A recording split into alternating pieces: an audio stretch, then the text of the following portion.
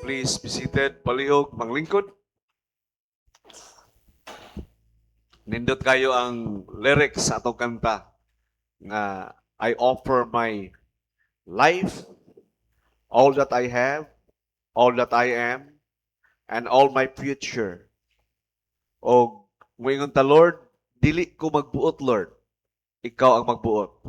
You are the captain of my soul, you are the captain of the ship, and I will do whatever you command. Kung moingon ka adto dito, wag to ko. Kung mo ani diri magpuyo diri, magpuyo ko diri. When Christ said to Peter, when you were young, you can go wherever you go. But now, you are old and you follow me, dili na ikaw ang magbuot sa imong kinabuhi, kundi ang Ginoo na. I hope nga dili kita magbuot-buot sa atong kinabuhi. Kaya there are ways and roads that seems nice for men and seems safe to walk through, but the end is death and destruction. So, we must that humility, kinatay babubsanong kasing-kasing nga magsunod niya. But the road that we have to walk through is not promising as some other people or pastor or priest promise nga when you follow Jesus, kaning smooth nga mga road, concreted nga road. And life is like a bed of roses. If you follow Christ, Christ said, carry your cross and follow me. We have our own crosses. But that cross, kana nga mga cross nga atong gi-follow would sanctify us. There is what we call a sanctifying grace. Ato nadunggan last time nga there are 3 graces that we should receive. The sanctifying grace, that is why we ask the intercession of the saints, especially the Queen Mother, because she is full of grace. And the fullness of His grace starts from the day 1 until the day end. Meaning, ang iyang fullness of grace, giandam na ni Kristo daan. That is why we can ask, Hail Mary, full of grace.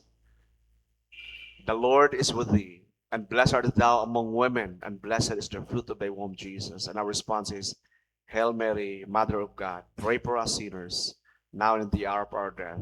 Amen. So timely to utter such prayer. Tungod kay karon the Roman Catholic is celebrating the feast of Our Lady of Lourdes, Lourdes in France. So timely tungod kay si Bishop po naghimo po siya dito og grotto, no? I don't know na humana ba or structure pa lang sa the Theotokos, the bearer of God, the Queen Mother. Okay? So nindot kayo, no? Nga in this battle of life, we are not all alone.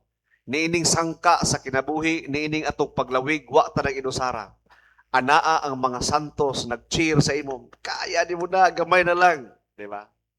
And the good thing is, ang pag-cheer sa mga saints na ay queen of the saints. And she is not a distant personality, but a close one who is a mother. Mama. Inahan. Na ay usa ka author si Brand Petrie, iyon siya nga when Abraham was crying for the help, no, for the people of Israel, because Israelites kuno mga stubborn, mga hard-headed, but God didn't give him that answer yet. And there were many kaning mga figures, no, in Israel nga they were crying for the help of the people.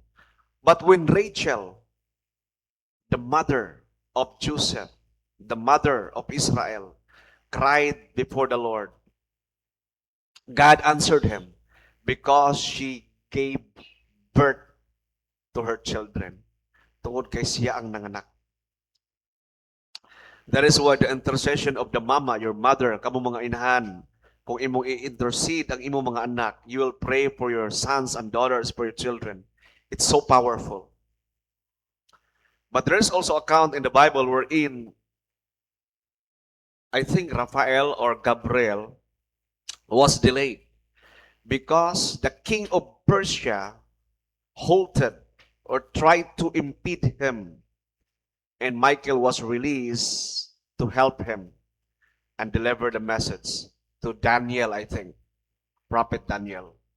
So, ang atong mga prayers, may igsoon usahay na ani mga yawa nga gusto mo impede ba, kanang magsinamok ba? Gusto niya pugngan ang atong mga pagampo. But persistent prayer and the prayer of the mother avail much and so powerful. Labi na yun if you have to your children because you have spiritual authority over them. Anyway, I only have 30 minutes left, no? Ako isgutan gamay ang kaning about the Eucharist. Muna itong topic karon. Para di mo masulat-sulat, the reference of this is 1 Corinthians chapter 11, verse 23 to 26, and Luke chapter 22, verse 19 to 20, and 1 Corinthians chapter 11, verse 23. Paspas kayo, lagas mo natin ba? Paspas makinana. Then also in the book of Exodus, no? So, ako isgutan ang Eucharist gamay because there was this quick prayer of mine this morning while na-travel ko from Palapay to here to attend the daily mass. Tawag na kay Kwan daily office of prayer, no? With Eucharist. But I will just call it daily mass kay mas powerful kay misa kaysa Kwan lang. So, quick prayer in the Lord. Gusto kong I want to see more of your goodness. Diba?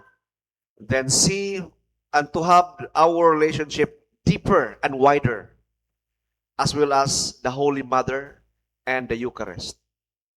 So, while nag-Eucharist kanina, reserved sacrament mo lang gamit kay hindi ko na man ang celebrante. Then, di-flash kayo sa akong mind nga, during sa Eucharist, walang ta nag-stand. Although the why praise can celebrate kay reserved man sacrament. Pero during the Eucharist, we just don't stand or join in the upper room. Diba? Kaya dito man gi-institute ni Christ ang Eucharist in the upper room, Jerusalem. Katong ilang ipaandam nito ang kwarto. And on the night before he was betrayed, diba kato? He took bread. Upper room to siya nga senaryo.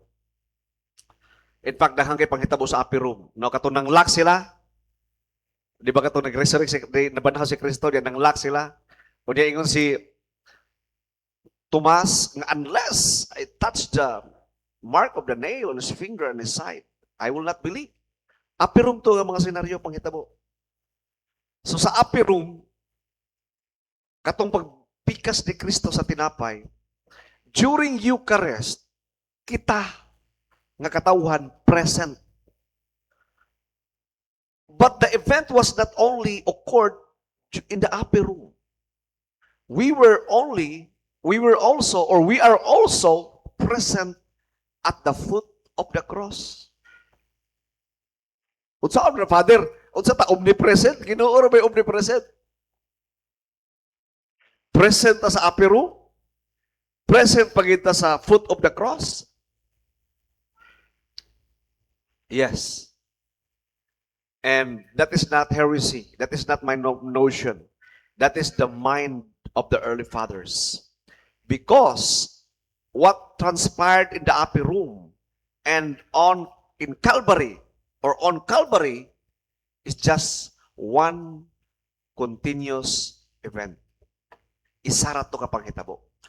Let me explain further. Tagata mo gamay og na-mention ako na ning ginarrate sa inyo. Let me just narrate it again to refresh our memory. Ngano na may Eucharistia? Okay? Ngano na may pagpangalawat? Nagsugod ni, nasayod ta nga nagsugod ni sa Ehipto.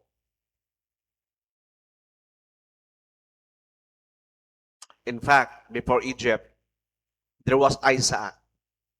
When Abraham Ingon siya nga, you offer your son, your only son, Isaac, in Mount, I think, Horeb. Then, because of Abraham's great love for God, he offered ang iyang nag-iisang anak nga si Isaac. O while they were on their way dito sa bukid, Isaac carried the firewoods and said, Father, we have the woods. Bata, just like 10 or let's say 10 to 13 years old. Inosente kay nga bata. And so, Father, we have a wood, but where is the sacrifice? And si Isaac, according to biblical scholars, is the free figure of what transpired on the cross. That Jesus carried the wood like Isaac because of love.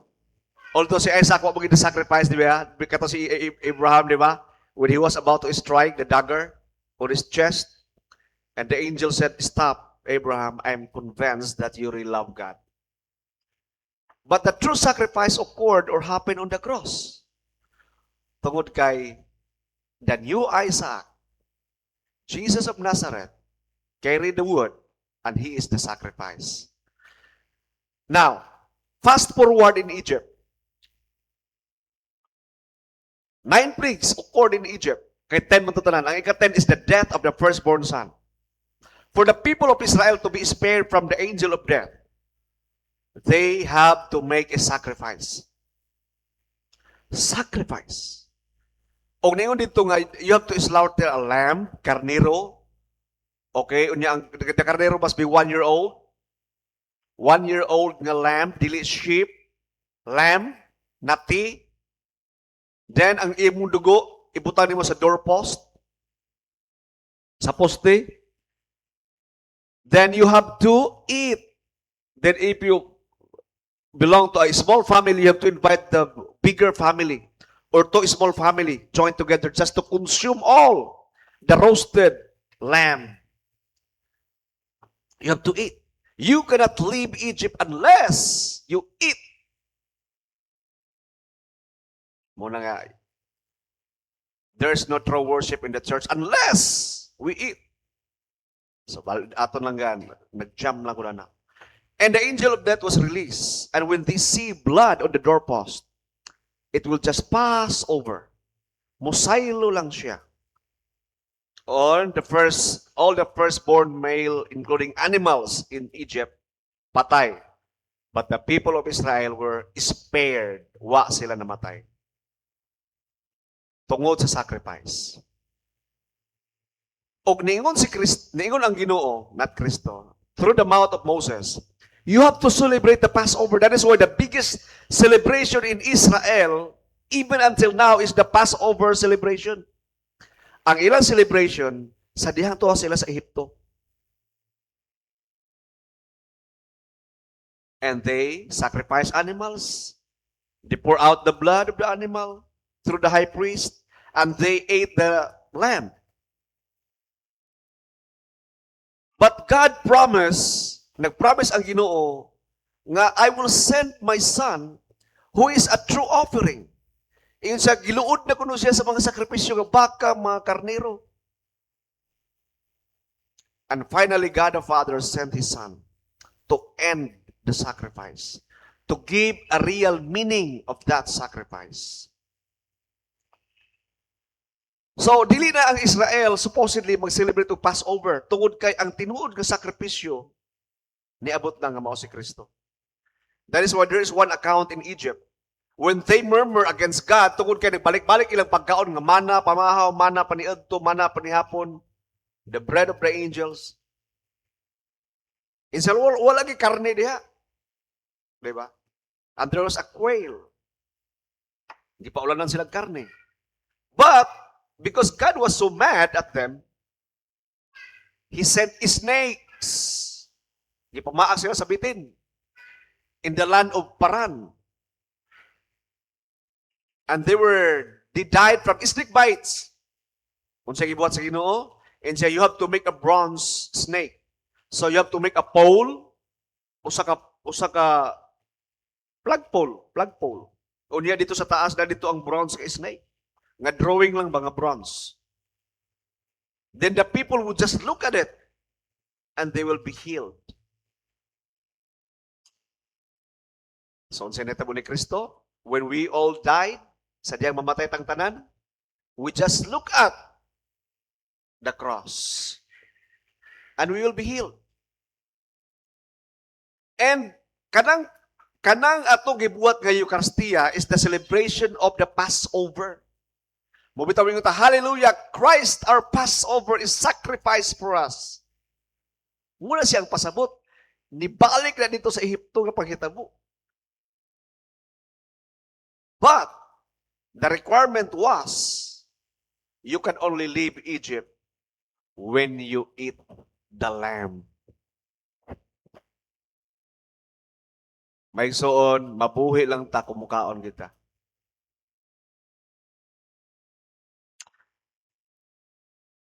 The meaning of the word remembrance, anamnesis. Tungod kay ang simbahan na bahay masadaw sa east ug sa west. The east is the Orthodox and the west is the Roman Catholic.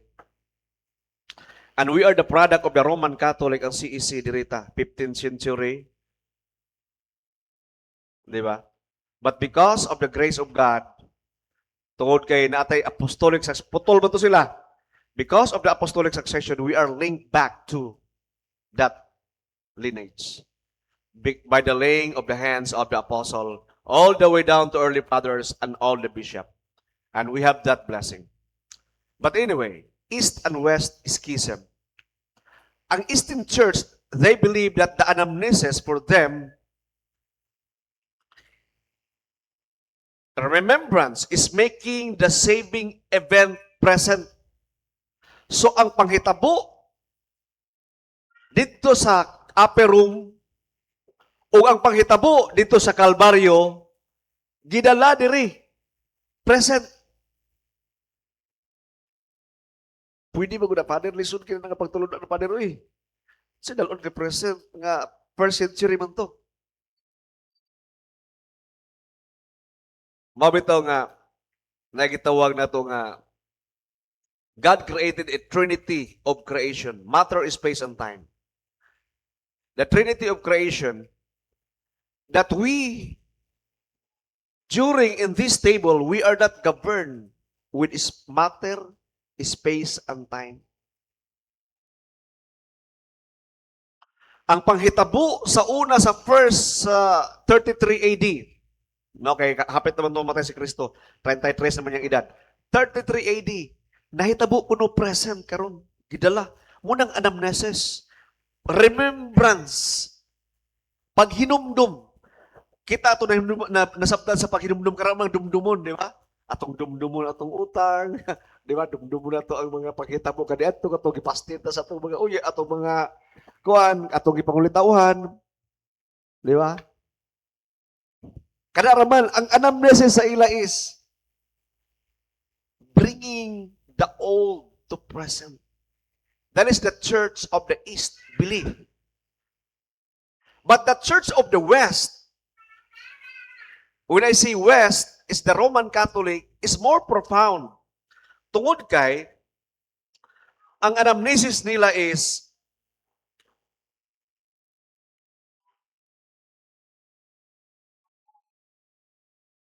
remembrance. The Church united to once for all sacrifice of Christ. Ang anamnesis or remembrance is you are united to what transpired or what happened in the upper room and in the Calvary. So dili ang past gidala sa present, kung dili kita nga present, we join to that past.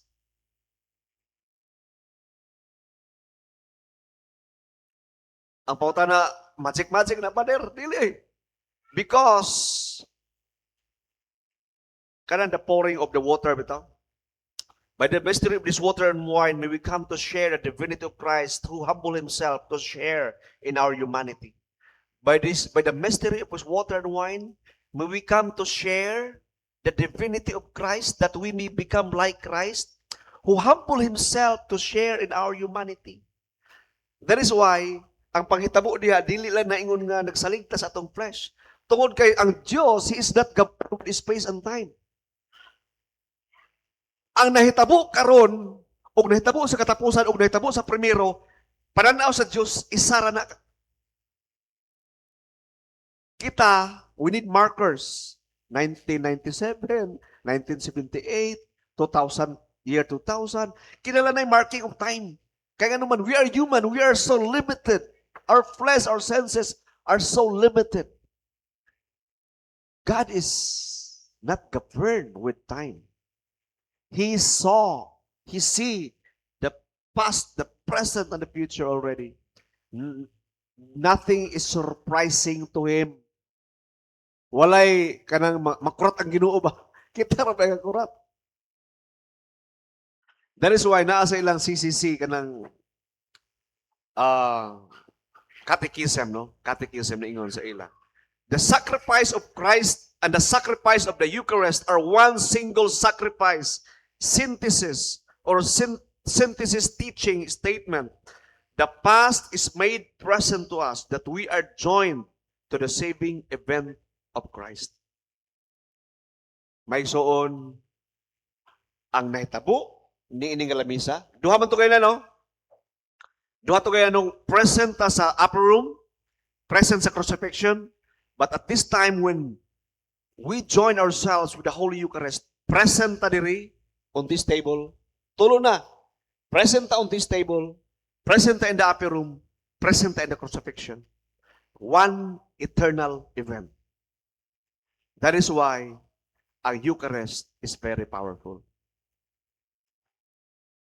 Mabitaw nga ang defection sa Jerusalem is the heavenly place. It's the access of heaven. You want to go to heaven, go to Jerusalem. You want to experience heaven, go to Eucharist. Inana siya.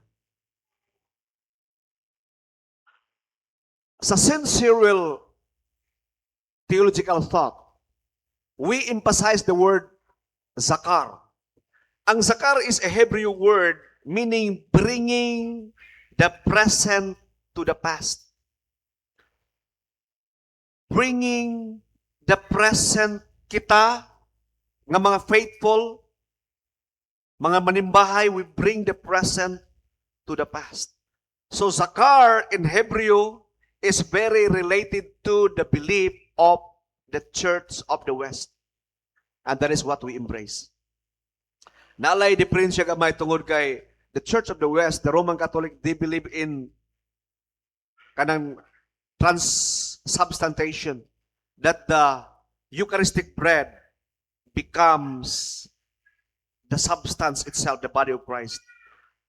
Pero on the Church of the East, they avoid to that further explanation because it's mystery. Ang Orthodox, wala kayo sila na nila duk yun ba ilang ginakalot og mayo, because when Christ said, this is my body, this is my blood, it's a mystery. I once asked Patriarch Bates while nag-drive ko sa kinan, what's your take on this? Unsay mo ikasulti niya na? Patriarch Bates said, we don't dig deeper. It's a mystery. But we believe that the body and blood is the real presence of Christ. Kanang ostiyas nga naa diha o kanang pino nga naa diha, we believe the real presence of Christ. Real yun. We believe the real presence. Pero the way we see it, ostiyas, di ba? Wine. Wa man gid siya mong flesh. Sa atong naked eye ba, sa atong mata, wa man gid siya mong unod. Di ba siya? Wala man gid siya mong like this. Ostiyas magid siya. Wine magid siya.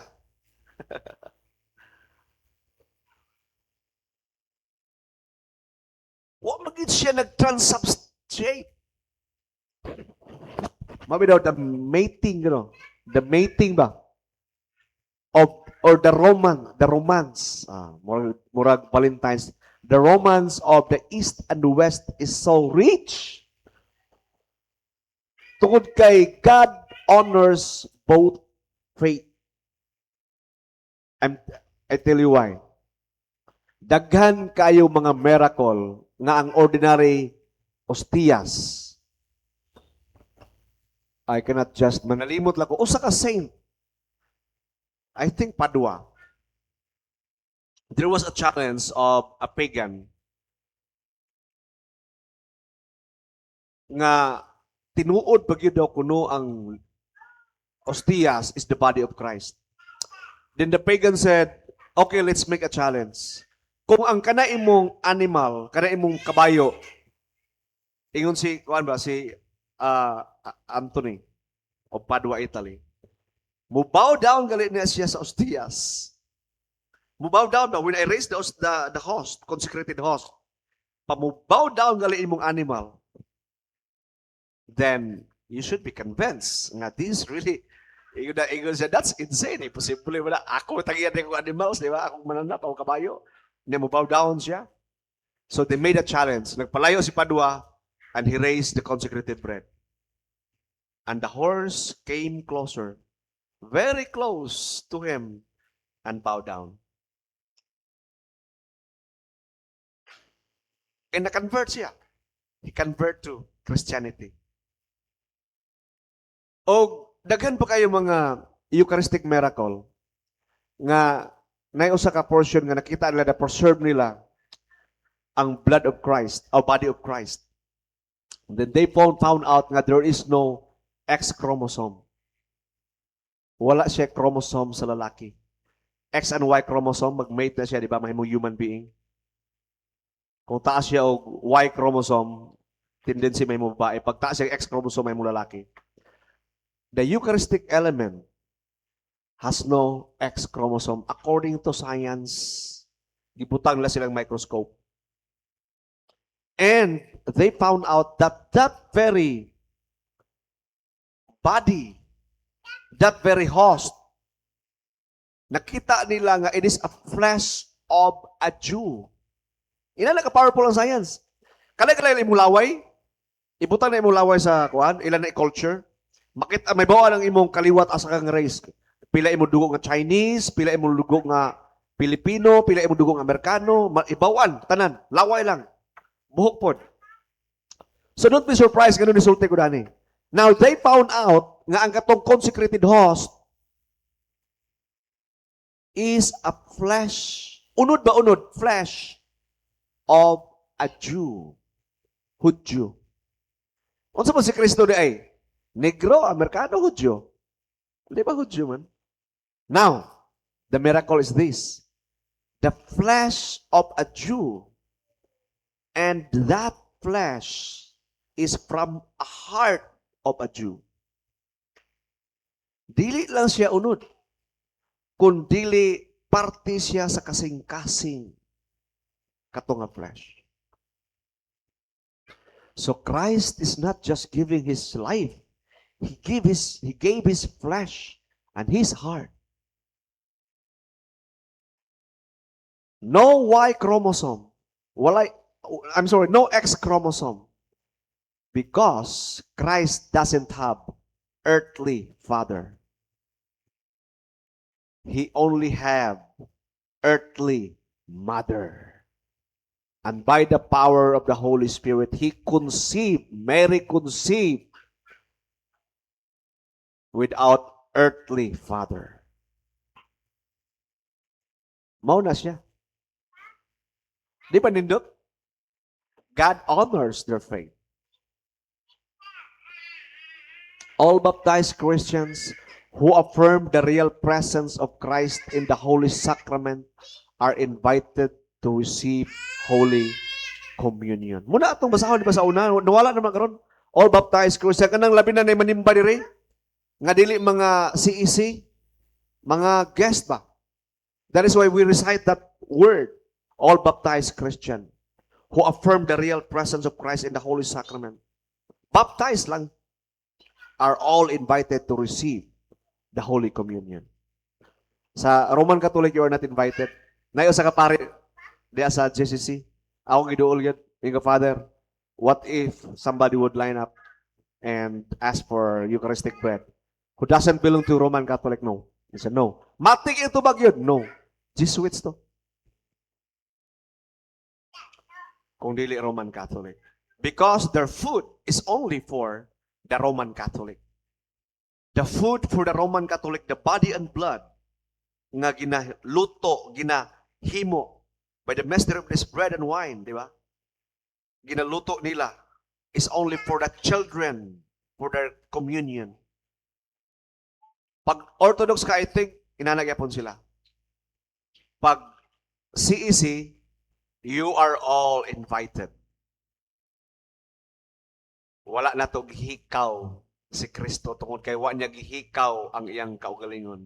O walay pisan isa nga ni dool ni Kristo nga iyang gibalibaran. That is our premise. That is our reason. Matod ni anito sa mga santos, ilang mga panultihon. For a while. Saint Ignatius of Antioch, 100 years after Christ. No, I mean 70 years after Christ, more or less. In the Eucharist is the flesh of our Savior, Jesus Christ. He also called it the medicine of immortality. So kung kamo nga nagkaon sa iyong lawas o dugo, kamo mga immortal. Mo ba, Father, di mo mamatay, immortal? Oh. Kada lagi na sa impyerno, Father, buhi man lagi gapon. Immortal na sila. No. They are all dead. Why? Mortality and immortality is a separation from God. Once you are separated from the source of life who is God, you die. Bisa pagbuhi ka. But if you join yourself to the source, mura pagsuga ba? Naka-line in. You are alive and you are immortal. The food for immortality is the body and blood, according to St. Irenaeus. St. John Chrysostom, on the Eucharist, he said, we offer the same sacrifice, not another. So there is only one sacrifice. There is only one communion. Mo ba? Sige mo lang, kada-adlaw lagi, Father. Kada-adlaw lagi communion. That's for us human to understand because we are human beings. But one communion, one flesh, one blood is more than enough for you to be saved. Pero ano pa balik-balik man? Because we are human. We need it. Our flesh needs it. Mayunta nga, mag-ampo lang kita balik-balik. Yes, because we are human. We are in this flesh.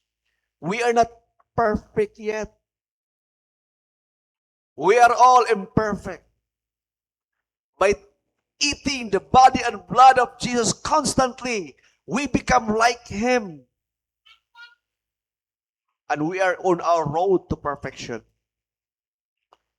Mahimot ang sama niya. You will become what you eat.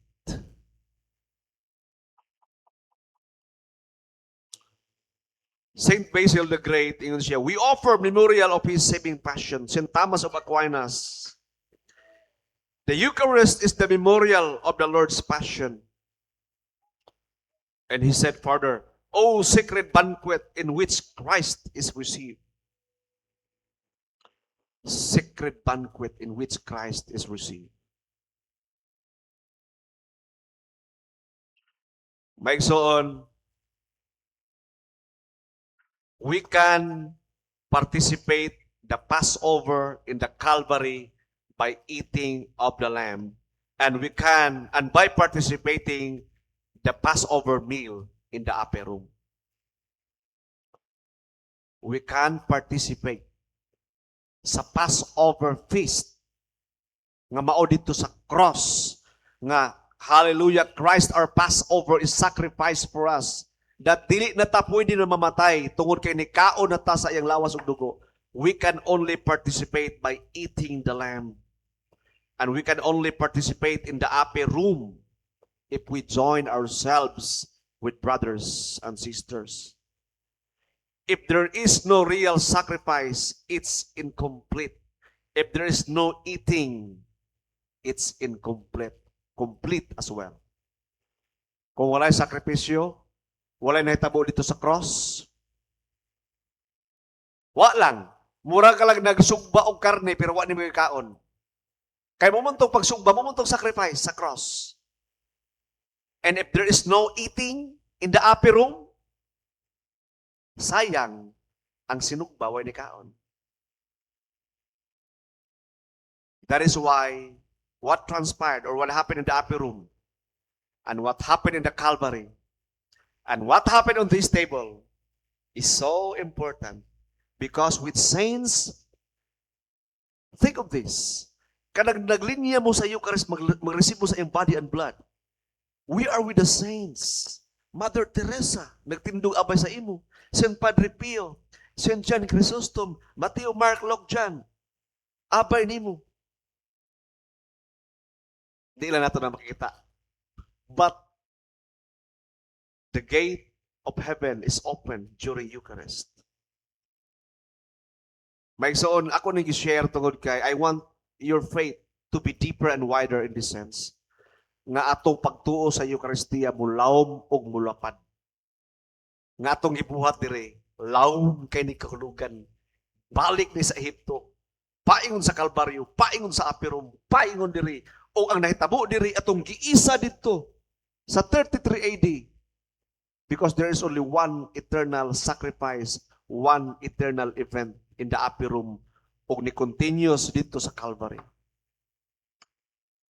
And lastly, kay 5 minutes, 7 o'clock. When Jesus said, "Do this in remembrance of me," He is not asking us to remember Him only with our minds.